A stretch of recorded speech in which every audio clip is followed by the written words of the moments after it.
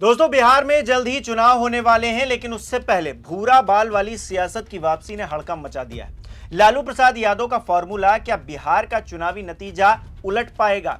क्योंकि बीजेपी अपने आप में फंसती हुई दिखाई दे रही है। डिप्टी सीएम से लेकर बड़े बड़े नेताओं पर गंभीर आरोप लग रहे हैं, जिसका जवाब देते नहीं बन रहा है। सूत्र बता रहे हैं कि नीतीश की खामोशी पलटी मारने का संकेत दे रही है, और इन हालातों के बीच एनडीए के अंदर लात घूंसे भी खूब चल रहे हैं, जो सियासी तौर पर सत्ताधीशों की सत्यानाश की कहानी बयां कर रहे हैं। नमस्कार, मेरा नाम हिमांशु मिश्रा है। आप देख रहे हैं 4PM न्यूज नेटवर्क। दोस्तों, उत्तर प्रदेश में तिलक तराजू और तलवार वाला नारा दोबारा लौटकर कभी नहीं आया, लेकिन बिहार में भूरा बाल की राजनीति ने री एंट्री मार ली है। भूरा बाल यानी कि बिहार की 4 सवर्ण जातियां भूमिहार, राजपूत, ब्राह्मण और लाला यानी कि कायस्थ। 90 के दशक में किसी समय यह नारा बिहार में खूब चला। कहा गया कि बिहार के पूर्व मुख्यमंत्री लालू प्रसाद यादव ने भूरा बाल साफ करो का नारा दिया था। उस समय लालू प्रसाद यादव गरीबों और पिछड़ों के नेता हुआ करते थे, मुस्लिम और यादव के नहीं।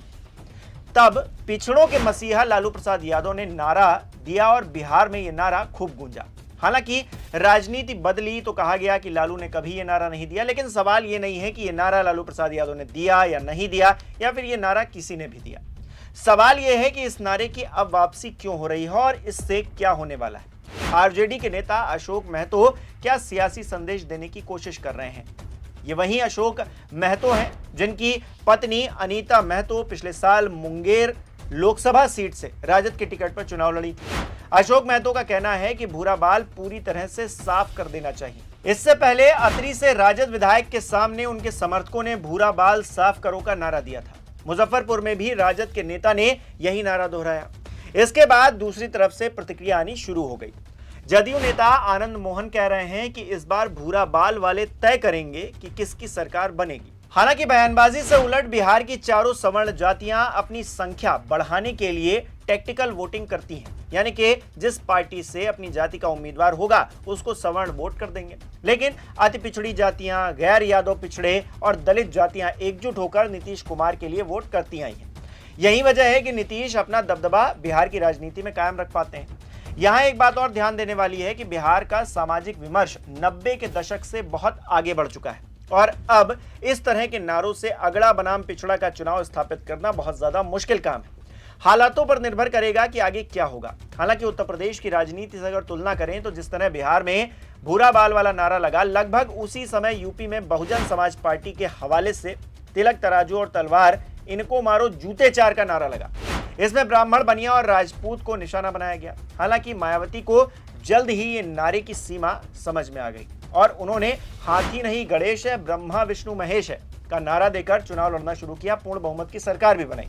उसके बाद से उत्तर प्रदेश में फिर ऐसा नारा नहीं लौट कर आया, जबकि बिहार के मुकाबले सवर्ण आबादी कम से कम दोगुनी है। बिहार में हुए जातीय सर्वेक्षण के मुताबिक सिर्फ 10% सवर्ण हिंदू है, बाकी 90% बहुजन और मुस्लिम है। इसके बावजूद अगर भूरा बाल साफ करो के नारे की वापसी हो रही है तो सियासी माहौल कितना गर्म हो चला है इसका अंदाजा आप खुद ही लगा लीजिए। वहीं दूसरी तरफ देखें तो जनसुराज के सूत्रधार हैं प्रशांत किशोर, नीतीश कुमार के करीबी मंत्री अशोक चौधरी, डिप्टी सीएम सम्राट चौधरी और मंत्री मंगल पांडे पर करप्शन के गंभीर आरोप लगा रहे हैं।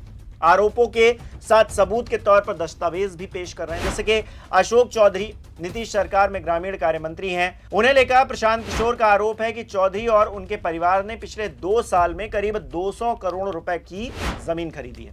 इसे लेकर पीके ने 4 जमीनों के सौदों की लिस्ट भी जारी कर दी। दूसरा, डिप्टी सीएम सम्राट चौधरी, प्रशांत किशोर उनको लेकर कह रहे हैं कि सम्राट चौधरी नाम बदलने में मास्टर आदमी है।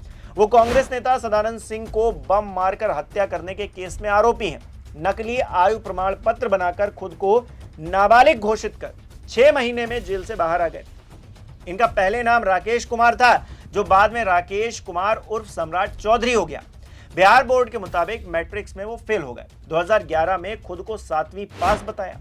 उन्होंने सम्राट चौधरी को चैलेंज किया कि बताएं कब मैट्रिक पास किया। वहीं मंगल पांडे जो नीतीश सरकार में स्वास्थ्य मंत्री हैं, 19 सितंबर को पीके कह रहे हैं, दावा कर रहे हैं कि मंगल पांडे की पत्नी उर्मिला पांडे के पंजाब नेशनल बैंक के अकाउंट में 2019 और 2020 में 2 करोड़ 12 लाख रुपए जमा किए गए। प्रशांत किशोर ने पूछा है कि मंगल पांडे की पत्नी के अकाउंट में पैसा कहां से आया और उन्होंने इस पैसे को घोषित क्यों नहीं किया। अब सवाल के जवाब तो मिल नहीं रहे।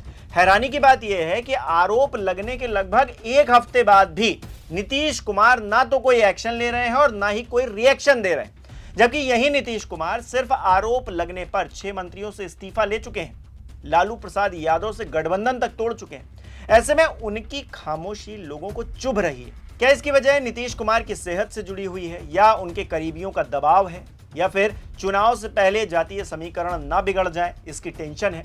जो भी हो, बिहार की सियासी जमीन पर हलचल जरूर पैदा हो गई।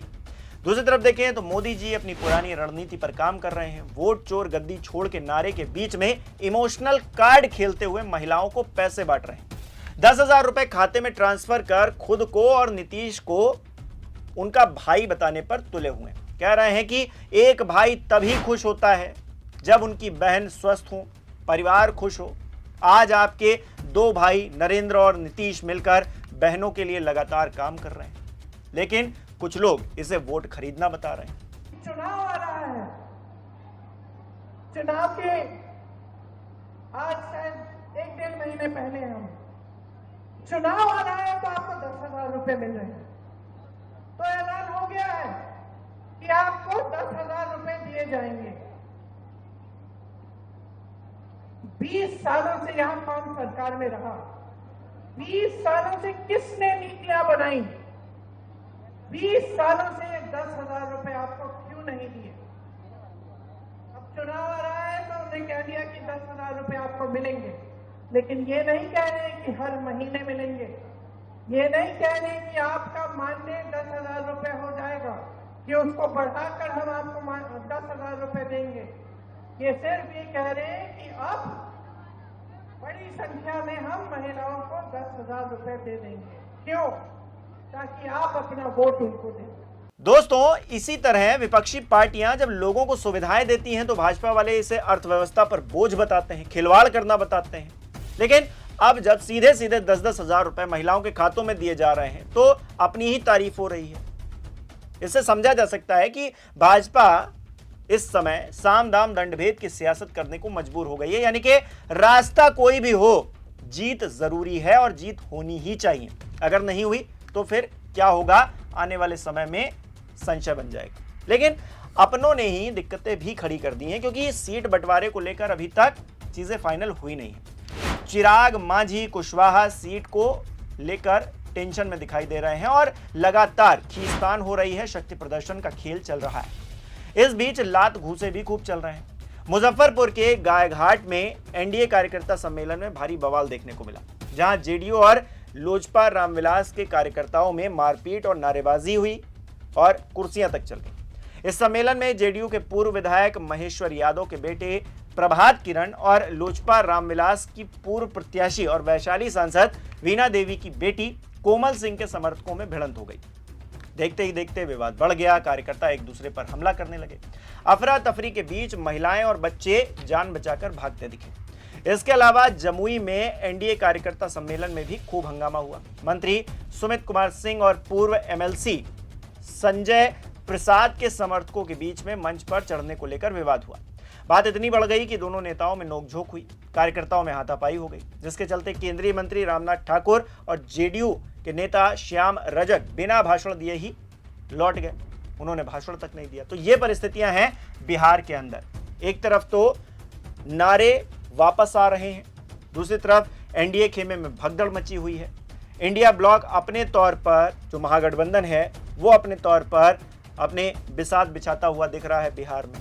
ऐसे में आप क्या समझ पा रहे हैं बिहार की सियासत को देखते हुए? हमें कमेंट करके जरूर बताइए। इस वीडियो को लाइक कीजिए, शेयर कीजिए और हमारे चैनल को सब्सक्राइब नहीं किया तो वो भी जरूर कीजिए।